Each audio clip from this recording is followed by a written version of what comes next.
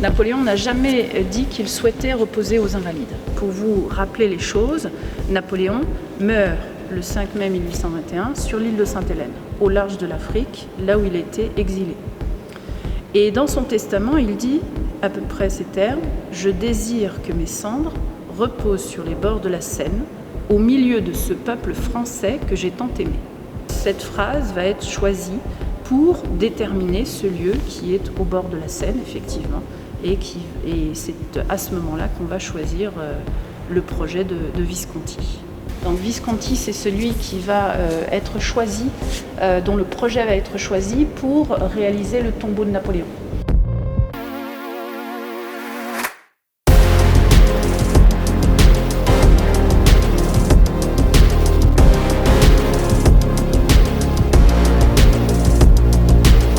Nous sommes dans l'Hôtel des Invalides, un bâtiment construit par le roi Louis XIV au XVIIe siècle pour accueillir des soldats grièvement blessés, des invalides de guerre. Et donc hôtel, à ce moment-là, signifie hôpital.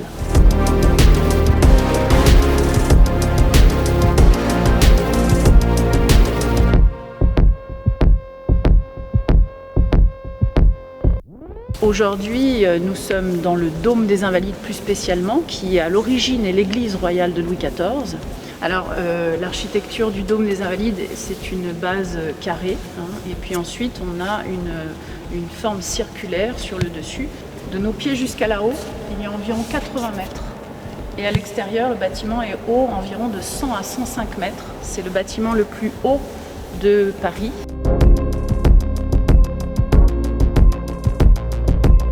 En montant, on voit bien sûr la symbolique royale que je vous ai évoquée. On voit aussi des médaillons qui évoquent les rois auxquels Louis XIV veut se référer. Et puis, vous avez un soleil représenté par des quartiers dorés, dorés à la feuille d'or. Entre chaque quartier, il y a les 12 apôtres. Et vous avez une peinture qui montre Saint Louis remettant son épée, sa couronne, son bouclier à la Vierge et au Christ, tout cela dans un concert d'anges.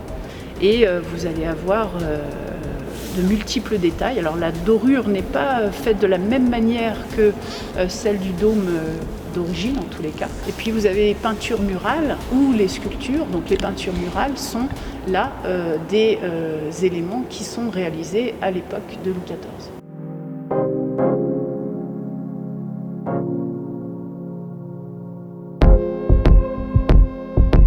C'est Napoléon qui transforme ce lieu en une sorte de nécropole et particulièrement militaire à ce moment-là.